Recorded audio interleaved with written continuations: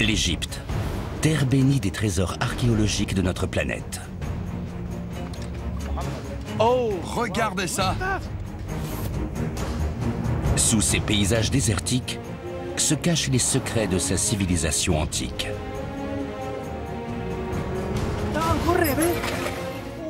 J'ai jamais vu une chose pareille. Nos caméras ont eu la chance de suivre une saison de fouilles sur le terrain aux côtés de plusieurs équipes d'archéologues.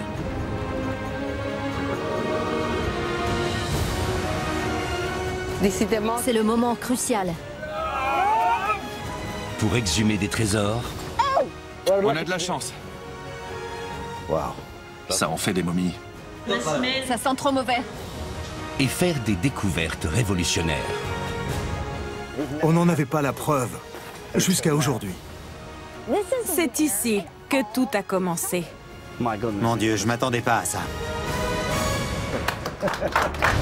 Aujourd'hui, les archéologues cherchent à élucider le mystère du déclin des pyramides. Ces blocs sont tout bonnement colossaux. Claire marche sur les traces des artisans qui ont construit ces monuments. On voit clairement que le site a été abandonné à cette période. Myriam étudie les secrets des temples royaux. Il vient du tombeau 22, le cimetière de momies. Et Alejandro se retrouve face à l'au-delà, C'est incroyable. dans les tombeaux oubliés du sud de l'Égypte. Je n'ai pas de mots.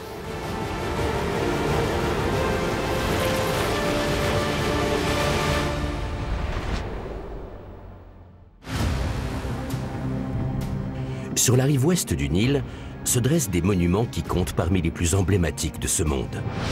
Les imposantes pyramides de Gizeh. Elles abritaient autrefois les dépouilles des pharaons.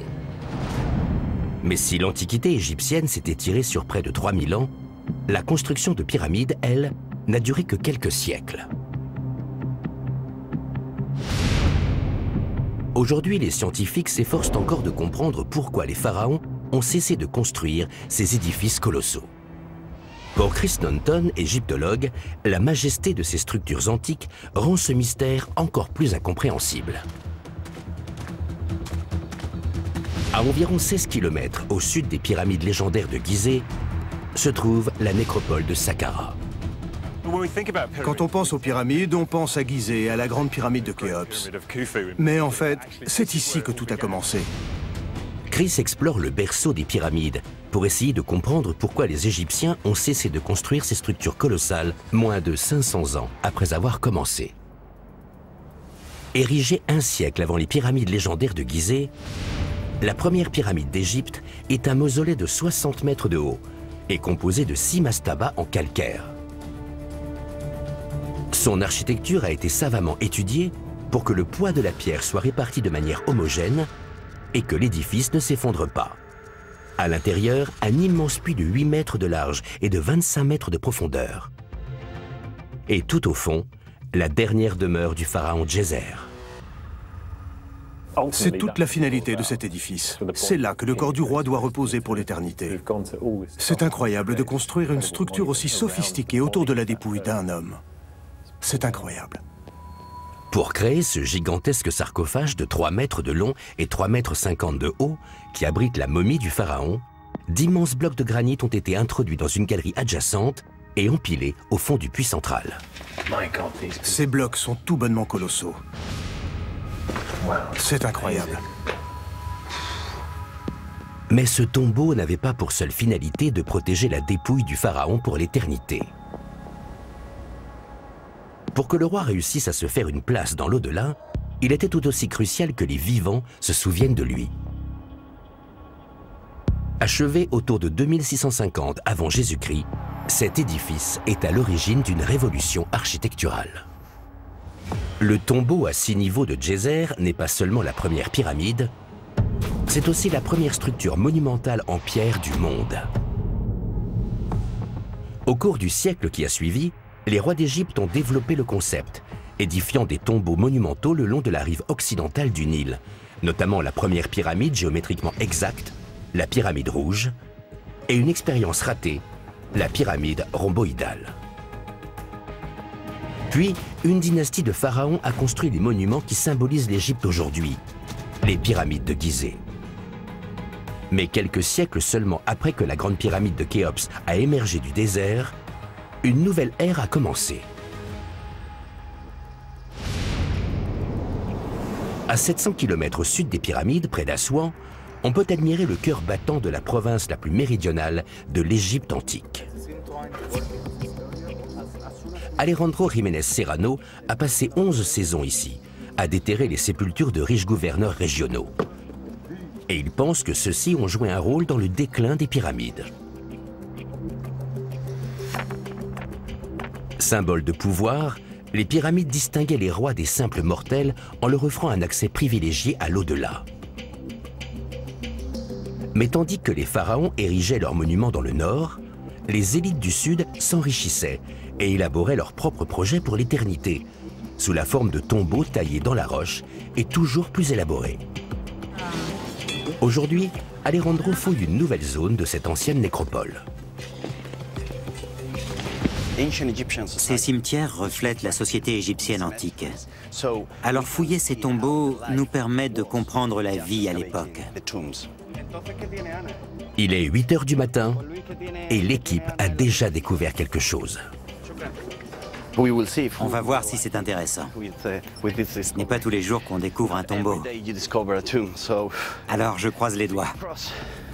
Une paroi lisse met l'équipe en alerte. Ici, on peut voir que la roche a été taillée pour que ce soit lisse. C'était censé être la façade d'un tombeau. Naturellement irrégulière, cette paroi rocheuse a été lissée à l'aide d'un burin. Si elle cache bel et bien le tombeau de quelqu'un d'important, celui-ci pourrait renfermer des inscriptions qui permettront de comprendre le rôle joué par les gouverneurs dans le déclin des pyramides. C'est typique des tombeaux des membres de l'élite à Koubet El Awa. Alors maintenant, on cherche la porte.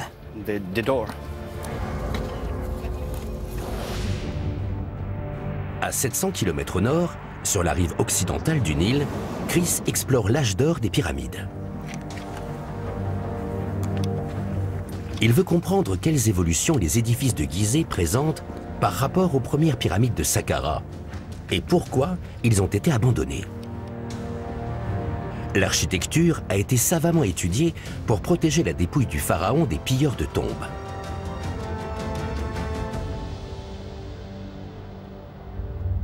L'extérieur de la pyramide de Khéops est recouvert de dalles et de blocs de calcaire. Ce manteau sans faille dissimule l'unique accès aux entrailles de la pyramide. Un étroit tunnel situé à 18 mètres au-dessus du sol. Et cette galerie était elle-même scellée. Un pilleur aurait dû passer des blocs de granit de 2 mètres d'épaisseur pour accéder à une galerie abrupte menant au centre de la pyramide. En haut, il aurait dû passer 3 autres blocs de granit avant d'accéder enfin à la chambre funéraire, où le roi reposait, entouré de ses trésors.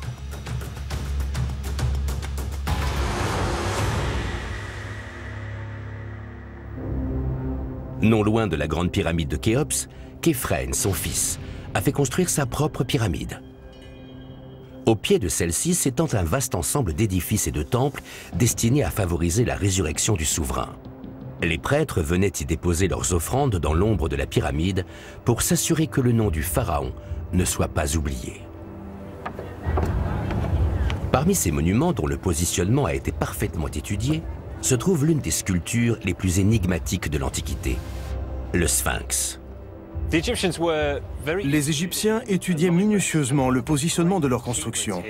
Et ce qui est impressionnant sur le plateau de Gizeh, c'est qu'ils l'ont fait à grande échelle. Le Sphinx, le temple qui se trouve devant lui et la pyramide qui se trouve derrière sont soigneusement alignés. Chris cherche à savoir quand les pharaons ont abandonné leurs monuments. Entre les pattes de la créature en calcaire, il trouve un indice. Une dalle de granit, ajoutée 1000 ans plus tard, la stèle du rêve. On appelle ça la stèle des rêves, parce que ces inscriptions relatent un songe que Thoutmôsis IV aurait eu avant de devenir roi. Et dans ce songe, le Sphinx lui serait apparu et lui aurait dit « Je suis en mauvais état, je me délabre ». Ces hiéroglyphes racontent que, s'ensablant peu à peu, le Sphinx aurait promis le trône à Thoutmosis si celui-ci lui rendait sa splendeur passée. Si le futur Thoutmosis IV parvenait à faire les réparations nécessaires et à ôter le sable qui ensevelissait la statue, le Sphinx lui-même ferait du jeune prince un roi. En d'autres termes, si Thoutmosis faisait ce que le Sphinx lui demandait, il deviendrait roi.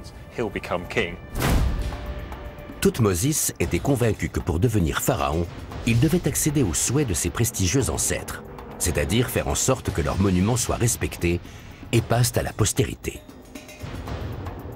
Devenu pharaon, il a donc rénové le Sphinx, au cours d'une période appelée le Nouvel Empire, la plus prospère d'une civilisation qui a rayonné pendant plusieurs milliers d'années.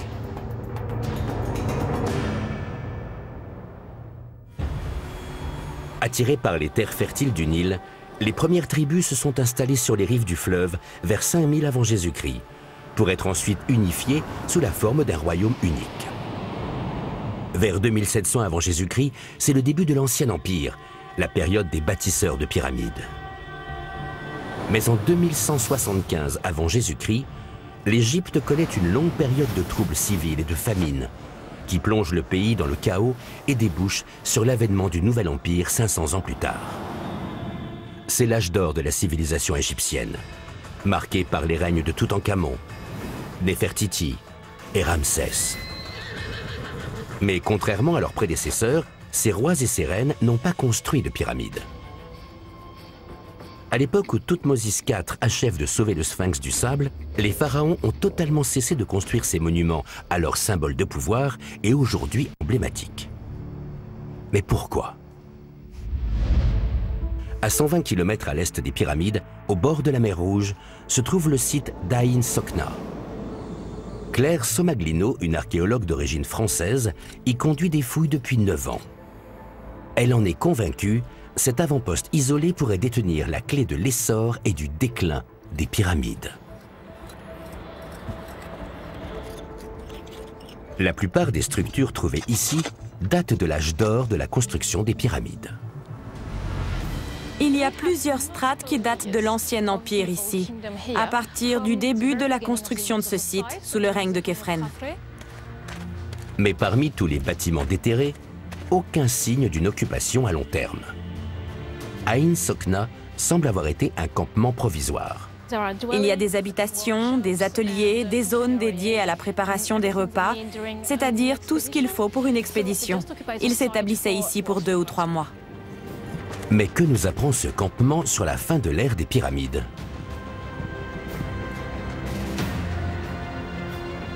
Ces inscriptions gravées dans une paroi rocheuse du site pourraient apporter des éléments de réponse.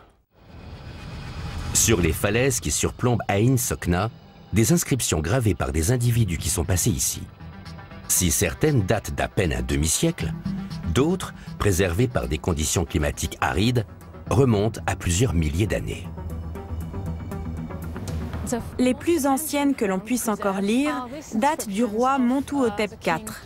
Et d'après elle, dès sa première année de règne, le roi aurait envoyé une expédition ici pour extraire du cuivre.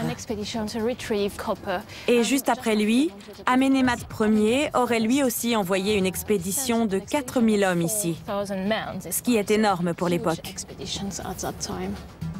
D'après ces inscriptions, le campement d'Aïn Sokna était un poste intermédiaire dans la chaîne de ravitaillement qui fournissait une ressource cruciale pour la construction des pyramides. Pour graver la pierre, il fallait en effet un métal, le cuivre. Et Claire pense que celui-ci provenait des mines du Sinaï, de l'autre côté de la mer Rouge. Lorsque le pharaon avait besoin de cuivre, il envoyait des ouvriers au bord de la mer Rouge. Certains transportaient les pièces constitutives d'un bateau à fond plat qu'ils assemblaient une fois arrivés sur la rive avant de traverser la mer Rouge. Les ouvriers passaient 2 mois dans les mines du Sinaï à extraire des centaines de kilos de cuivre.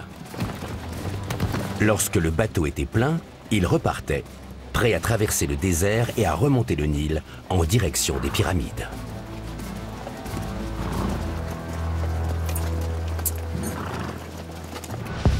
Les fouilles révèlent que le port d'Ain Sopna a joué un rôle essentiel dans la construction des structures les plus colossales de l'humanité.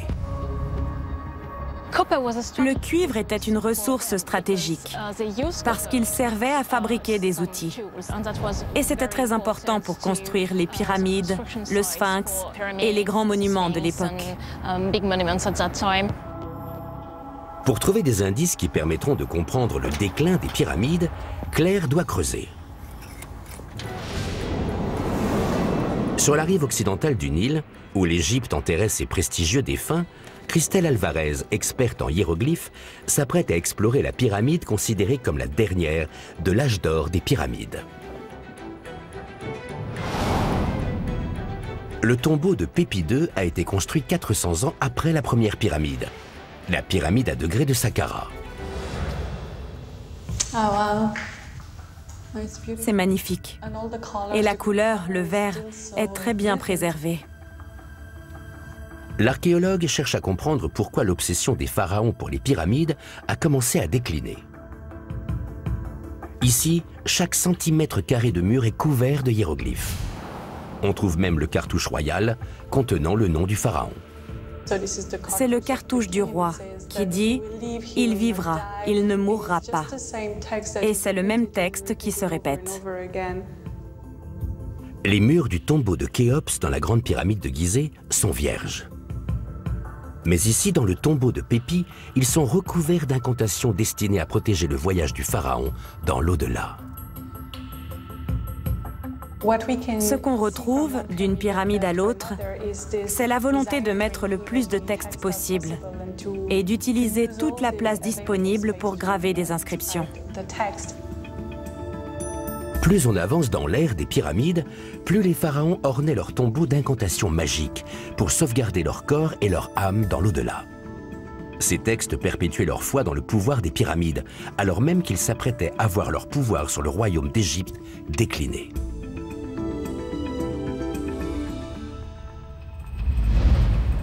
Le règne de Pépi II a été marqué par la sécheresse, la famine et les conflits.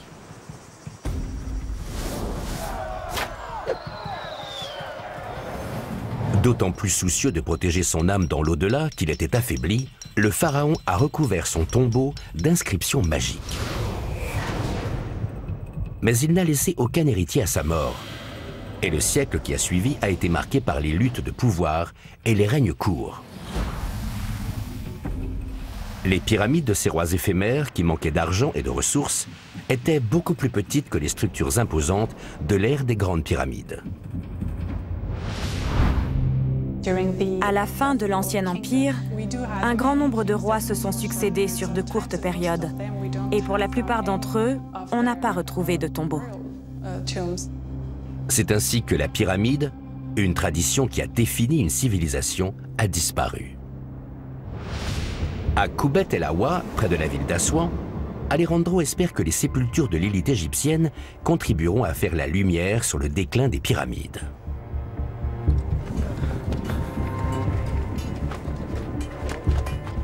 Si, comme il l'espère, cette paroi lisse cache un tombeau, la clé de ce mystère pourrait se trouver sous ses pieds. L'archéologue repère un autre indice qui suggère la présence d'une porte. Ça, ce sont des résidus de termites. Elles mangeaient le bois des cercueils. Il n'y a plus qu'à suivre cette piste. De délicats artefacts pourraient se trouver à l'intérieur. C'est pourquoi l'opération nécessite l'intervention d'une main experte, celle d'Alejandro. Oui, l'entrée est là. C'est incroyable. C'est le bout de la porte.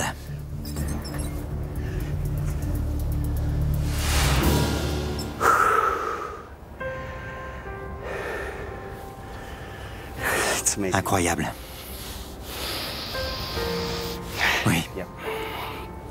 Je n'ai pas de mots. On est probablement les premiers à voir cette porte depuis plus de 4000 ans.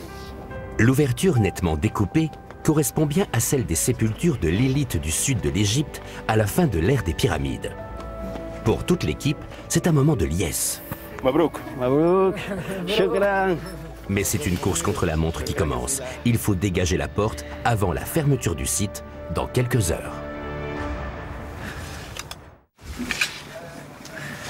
À Khoubet El Awa, la matinée est déjà bien entamée et la journée des archéologues se termine à 13 h. Si les termites ont conduit Alejandro au tombeau d'un membre de l'élite égyptienne, pour y accéder, l'équipe ne peut pas se contenter de dégager l'ouverture. Elle doit désensabler toute la zone qui se trouve devant le tombeau, sans quoi le sable risque de retomber à l'intérieur de la cavité. Alejandro met cette pause à profit pour se rappeler ce qu'il cherche. Les sépultures de puissants nobles dont l'ascension aurait sonné le glas de l'ère des pyramides. À l'époque, le roi était le chef de l'État. Sous le roi, il y avait le vizir. Et sous le vizir, il y avait les gouverneurs provinciaux. On peut donc dire que c'était les numéros 3 de l'État. En 11 saisons de fouilles à Khoubet El Awa, Alejandro a trouvé des éléments qui laissent penser qu'à l'époque où ces gouverneurs ont été enterrés ici, le pouvoir des pharaons périclitait. À mesure que les rois s'affaiblissaient, les gouverneurs des provinces s'enrichissaient. Ainsi, pendant que Pépi II construisait ce qui s'avérerait être la dernière grande pyramide, la nécropole des gouverneurs à Khoubet El Awa continuait de s'étendre. Sous le règne de Pépi, sa surface a été multipliée par 5. L'au-delà n'était plus réservé aux pharaons, et les pyramides n'étaient pas le seul type de sépulture qui permettait d'y accéder. Voilà ce qu'on espère trouver dans le tombeau qu'on vient juste de découvrir. Une fausse porte, une porte magique par laquelle les défunts recevaient leurs offrandes. Les Égyptiens pensaient que l'âme du défunt se présentait aux visiteurs pour recevoir les offrandes destinées à le sustenter dans l'au-delà. Si le nouveau tombeau est doté d'une fausse porte, il pourrait contenir une profusion d'inscriptions témoignant de l'ascension des gouverneurs à la fin de l'ère des pyramides. Ce qu'on espère trouver dans ce nouveau tombeau, ce sont des inscriptions qui indiqueraient le nom du défunt, mais aussi son rang social. Le site s'apprête à fermer pour la journée. Mais l'entrée a été suffisamment dégagée pour permettre à une personne d'entrer. Alejandro cède à la tentation.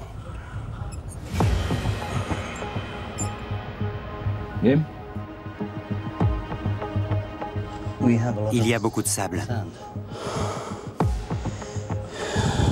Et il n'y a aucune trace de pillage. Pendant l'Antiquité égyptienne, les pillages étaient fréquents. Les grandes pyramides de Gizeh ont elles-mêmes été visitées et dépouillées de leurs objets de valeur. Mais ici, aucun signe de pillage. Alejandro a de bonnes raisons d'être optimiste. Un véritable trésor pourrait être enfoui sous cette mer de sable. L'archéologie est un métier de patience qui est parfois récompensé par un coup de chance. À Ain Sokna, au bord de la mer Rouge, l'équipe de Claire creuse une nouvelle tranchée sur le site d'un ancien campement. Adeline, ça va? Sa collègue, Adeline Batz, reconstitue l'histoire de ces expéditions destinées à ravitailler le roi en cuivre. Adeline est en train de faire une étude stratigraphique. Et c'est très intéressant. On peut voir les différentes strates d'occupation de cette zone. Tu viens m'aider? Non, je vais pas t'aider, je viens voir ce que tu fais. On a des céramiques. Cette étude fait apparaître une zone d'ombre dans l'occupation du site. On voit bien les différentes strates d'occupation. Ici, on a des cendres mélangées à de l'argile et du sable. Ce sont des strates qui datent de l'Ancien Empire. Et on voit clairement que le site a été abandonné à cette période. Une épaisse couche de boue qui s'est accumulée sur plusieurs décennies d'inondations et d'intempéries recouvre les cendres produites par les feux des cuisiniers pendant la période des pyramides. On peut donc en déduire que le site est resté inoccupé pendant au moins un siècle. Les pharaons auraient ainsi cessé de s'approvisionner en cuivre, un signe évident du déclin des pyramides. Appauvris, les pharaons ne pouvaient plus financer la construction de ces structures géantes. C'est ainsi que l'ère des pyramides a pris fin aussi rapidement qu'elle a commencé. Mais les pharaons croyaient plus que jamais en l'au-delà. Alors, comment les rois du Nouvel Empire ont-ils mis leurs dépouilles à l'abri et se sont-ils assurés de leur accès à l'éternité? 700 ans après la construction de la dernière grande pyramide par Pépi II, les pharaons du Nouvel Empire avaient rétabli leur pouvoir suprême sur l'Égypte et déplacé leur capitale au sud, dans l'ancienne ville de Thèbes, aujourd'hui Luxor. Chris traverse le Nil pour étudier comment les rois du Nouvel Empire assuraient leur accès à l'au-delà. Riches à nouveau, ces pharaons auraient pu s'offrir des sépultures aussi prestigieuses que la grande pyramide de Khéops. Mais pendant la période de trouble qui a marqué la fin de l'Ancien Empire, les pyramides ont été pillées. Les textes anciens qui datent de cette période dépeignent des scènes de chaos absolu. Les momies sont extraites de leurs tombeaux, les objets funéraires pillés et les rêves de vie éternelle piétinés. Craignant que son tombeau ne soit profané, Thoutmôsis Ier, premier pharaon du Nouvel Empire, révolutionna l'architecture des sépultures royales. S'inspirant des gouverneurs au sud du pays, il décida de tailler son tombeau dans la roche. Sa stratégie pour protéger sa momie des pilleurs était de la cacher. C'est dans une vallée, à l'ouest de Thèbes, que le roi a choisi de creuser un puits de 200 mètres de profondeur dans la montagne.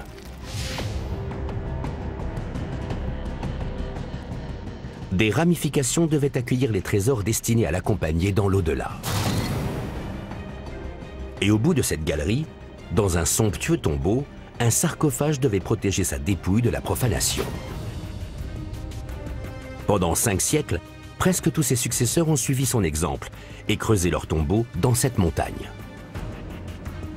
Cet entrelac de palais funéraires a donné naissance à une ville souterraine, aujourd'hui connue sous le nom de Vallée des Rois. Le tombeau de Ramsès III, un des plus grands pharaons d'Égypte, est l'un des mieux préservés. Ce qui frappe quand on entre dans ce tombeau, c'est sa taille monumentale. Toutes les surfaces sont ornées. Il y a des inscriptions partout. D'immenses représentations du roi. C'est très impressionnant. Tout comme Pépi II, qui a couvert les murs de la dernière grande pyramide de formules hiéroglyphiques, Ramsès espérait que les inscriptions magiques garantiraient son passage dans l'au-delà. C'est un voyage très dangereux, un chemin semé d'embûches.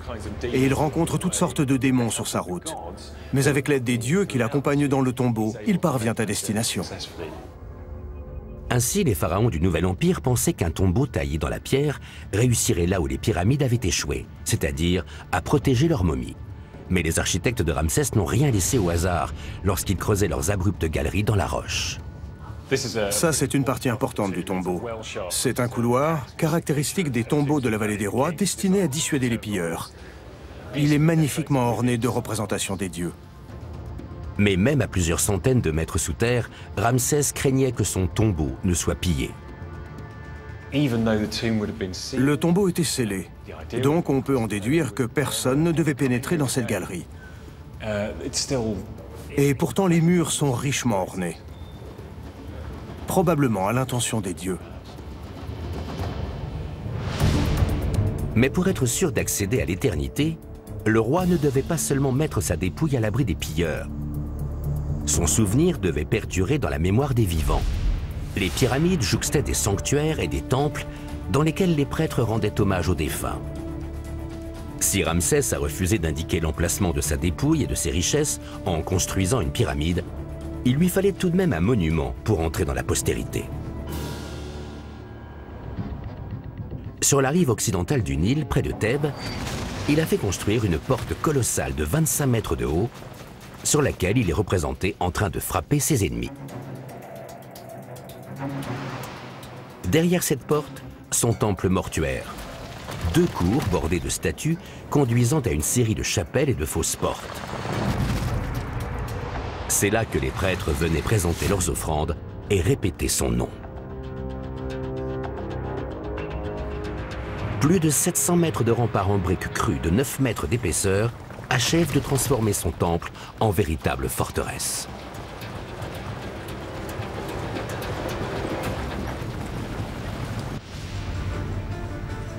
À tout juste 1,5 km du temple de Ramsès se dresse un autre monument, également construit par un pharaon du Nouvel Empire, le temple des millions d'années de Thoutmôsis III. Aujourd'hui, il n'en reste que des ruines. Mais Myriam Sekou Alvarez est à la tête d'un vaste projet qui vise à le ressusciter.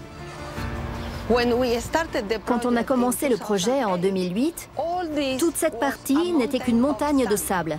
Rien n'était visible. Myriam est bien déterminée à comprendre comment ces nouveaux monuments devaient garantir l'accès à l'éternité du pharaon sans pyramide.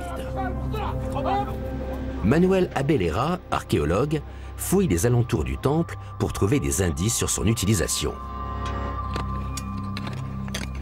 Avec beaucoup de soin, il répertorie chacun des objets trouvés aux alentours du temple. Super. Merci. Les Égyptiens présentaient des denrées alimentaires comme des dattes en guise d'offrande à leur pharaon. Mais parmi les fruits déposés il y a 3500 ans, Manuel trouve des objets plus précieux. Il y a des jarres qui contenaient de la bière. C'était une des principales offrandes à l'époque. On a trouvé des centaines de jarres ici. Grâce à ces jarres de bière, l'archéologue Javier Martínez Babón peut retracer l'histoire du temple. Certaines d'entre elles portent le cartouche de pharaons ultérieurs. Ici, par exemple, on a le cartouche de Thoutmôsis IV. Et ici, on a le cartouche de Toutankhamon. Ces offrandes à la mémoire du défunt ont été déposées par d'autres rois et d'autres reines. Ces jarres montrent que pendant des siècles, les rois d'Égypte ont honoré la mémoire de Thoutmôsis III dans ce temple, alors que la momie du souverain se trouvait quelque part dans la vallée des rois. Mais Myriam découvre que les Égyptiens ne se contentaient pas de déposer des offrandes de bière et de dattes dans ce temple. Quelques minutes avant que le site ne ferme ses portes pour la journée, l'équipe de Myriam extrait une dépouille du sol. Les horaires du site sont stricts et le squelette ne peut rester exposé toute la nuit. Si on déterre un corps, on doit le déplacer le jour même. Si on trouve quelque chose d'important, il faut impérativement le mettre à l'abri. L'équipe s'active pour mettre la dépouille en sécurité avant la fermeture du site. Ça ferme dans 20 minutes, alors on est un peu pressé. Ici, à l'ombre. Quelques minutes avant la fermeture des portes, le squelette est mis en sécurité et prêt à être examiné. Il pourrait permettre de mieux comprendre comment des temples protégeaient les pharaons dans l'au-delà après le déclin des pyramides. Ce n'est pas le premier squelette que l'équipe de Myriam découvre à l'extérieur du temple de Thoutmôsis III. En tout, ce sont 125 dépouilles qui ont été trouvées autour de ce site, beaucoup dans une simple tombe. Leur présence ici est un mystère, mais certaines sont extrêmement bien conservées.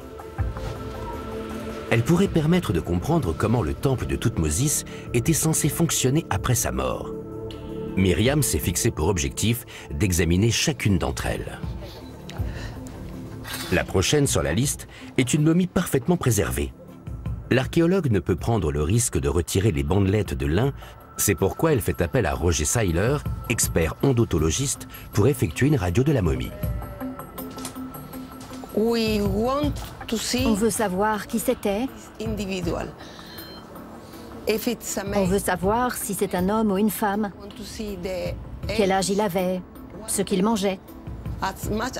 On veut avoir le plus d'informations possible sur lui. On a la tête. Roger examine le crâne pour déterminer le sexe de l'individu et l'âge de sa mort. Il avait entre 18 et 25 ans. Ses dents sont en bon état. C'était donc un jeune individu. Ok. C'est important pour... C'est un homme ou une femme? D'après cet angle ici, je dirais que c'est une femme. Donc c'est peut-être une femme. Oui. Il y a aussi la forme du menton. La radio laisse penser que le corps est celui d'une jeune femme. Il vient du tombeau 22 qui date de la période tardive. C'est là qu'on a trouvé le cimetière de momies. Oui. Le tombeau dans lequel la momie a été trouvée date de près de 1000 ans après la construction du temple. On peut donc penser que celui-ci était considéré comme sacré bien après la mort de Thoutmôsis III. Si l'on honorait toujours sa mémoire, sa vie dans l'au-delà était garantie. Maintenant, il va falloir approfondir pour en savoir plus. Pour comprendre pourquoi ces individus ont été enterrés ici, Myriam doit savoir qui ils étaient. Avec Roger, elle passe en revue les dizaines de momies trouvées sur le site. Il manque la tête. Oui. Je pense que ce sont les organes. Il prenait les viscères, il les momifiait séparément et il les replaçait à l'intérieur du corps. C'est une bonne technique de momification.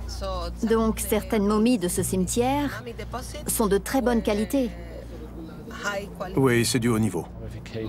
D'accord. Cette momie suggère que des Égyptiens de haut rang ont été enterrés ici presque jusqu'à la fin de l'Antiquité égyptienne. Pour eux, la vallée des rois avait le pouvoir de favoriser le passage des âmes dans l'au-delà. L'équipe devra continuer d'analyser et de comparer les dépouilles. Mais celle-ci a livré tous ses secrets et peut regagner sa demeure éternelle. Avec beaucoup de précautions, on la fait descendre le long d'un puits vertical pour la déposer à 5 mètres sous terre. C'est un moment délicat, alors on est toujours un peu tendu. Doucement, doucement, doucement. La momie arrive dans la chambre funéraire, intacte. Bien joué. Elle est laissée à son repos éternel. Un individu qui repose en paix. La découverte de Myriam suggère que le temple est resté sacré près de 1000 ans après la mort de Thoutmôsis III. Tant que sa dépouille reposait en sécurité dans la vallée des rois, la mémoire et la postérité du pharaon étaient assurées. La stratégie des pharaons du Nouvel Empire pour accéder à la vie éternelle semblait fonctionner. Sur les collines de Koubet El Awa, près de la ville moderne d'Assouan, Alejandro et son équipe ont extrait plus de 30 mètres cubes de sable du tombeau qu'ils ont découvert. On a déblayé l'extérieur et l'intérieur. Et maintenant, on peut entrer pour voir s'il y a des restes de la sépulture d'origine. La présence d'inscriptions ou d'objets funéraires à l'intérieur du tombeau pourrait permettre d'identifier le propriétaire et de mieux comprendre les pratiques funéraires des nobles qui ont défié le pouvoir des bâtisseurs de pyramides.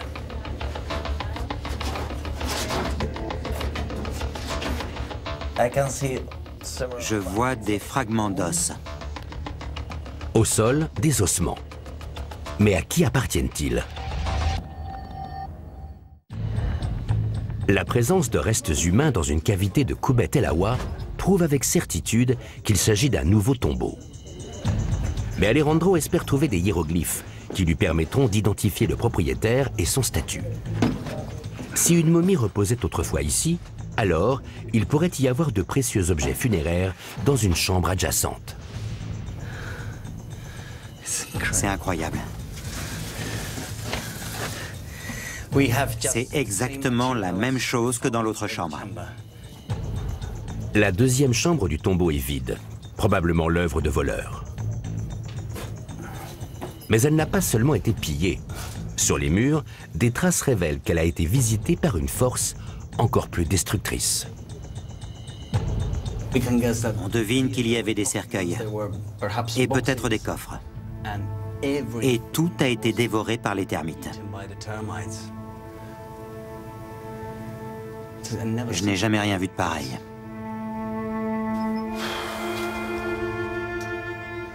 Il y en a partout. Regardez-moi ça. Ce sont les termites. je déteste les termites. C'est décevant. Très décevant. Mais ça fait partie du jeu. Allons-y. À l'instar des pyramides, les tombeaux taillés dans cette roche n'ont pas toujours pu sauver leurs occupants de la destruction. Et les plans pour l'éternité de ceux-ci ont parfois été contrecarrés. Mais la riche nécropole de Khoubet El Awa révélera peut-être un jour quel rôle les gouverneurs du Sud ont joué dans le déclin des pyramides. Ça fait plusieurs saisons qu'on fouille Khoubet El Awa. Et on a eu beaucoup de chance.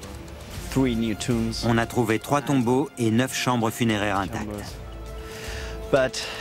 Mais on a aussi découvert que l'histoire ne se termine pas toujours de la même façon. Alejandro fait chou blanc cette fois-ci. Mais la prochaine fois, il pourrait avoir plus de chance. Dans la vallée des rois, les pharaons du Nouvel Empire ont eux aussi creusé leurs tombeaux dans les montagnes pour échapper aux pilleurs. Pour se rendre compte de l'efficacité d'une telle stratégie, Chris visite le plus emblématique d'entre tous, celui de Toutankhamon, découvert sous les gravats par l'archéologue Howard Carter en 1922.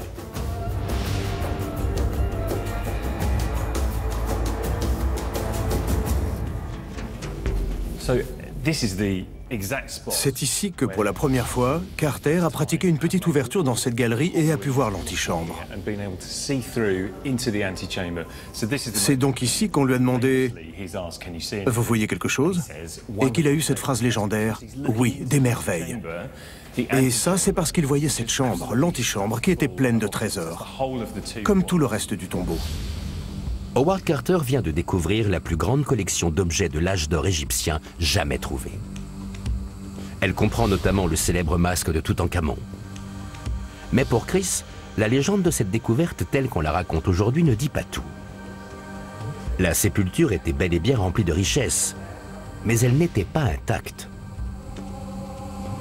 Les objets funéraires de Toutankhamon étaient grossièrement empilés, comme si quelqu'un s'apprêtait à venir les prendre. Le tombeau a été pillé, peut-être même quelques jours après les funérailles, une fois la dépouille de Toutankhamon placée dans le tombeau. De petits objets semblent avoir été dérobés par des pilleurs opportunistes. Ils ont laissé les objets volumineux, peut-être dans l'intention de revenir les chercher plus tard. Mais quelque chose les en a empêchés. On sait aujourd'hui qu'il y a eu une crue fulgurante dans la vallée et qu'une grande quantité de sédiments s'est accumulée à l'entrée du tombeau. Et quand l'eau s'est retirée, les sédiments se sont solidifiés comme du ciment. Le tombeau était devenu impénétrable et son emplacement est tombé dans l'oubli jusqu'à ce qu'Howard Carter le découvre en 1922. C'était la première fois que quelqu'un entrait dans le tombeau depuis la fin de la 18e dynastie. Le tombeau de Toutankhamon n'est pas le seul dans la vallée des rois à avoir été visité. Toutes les sépultures découvertes jusqu'à présent ont été pillées il y a bien longtemps. Ainsi, les tombeaux de la vallée des rois ne protègent pas mieux leurs occupants que les imposants monuments qu'elles remplacent. Les pyramides non plus n'ont pas résisté à la détermination des pilleurs de tombes de l'Antiquité. Et appauvris par des décennies de sécheresse et de conflits, les pharaons ne pouvaient plus financer leur construction. Mais les bâtisseurs de ces édifices monumentaux ont atteint une autre forme d'immortalité. Aujourd'hui, leurs majestueuses constructions sont devenues le symbole d'une civilisation qui a rayonné sur l'humanité.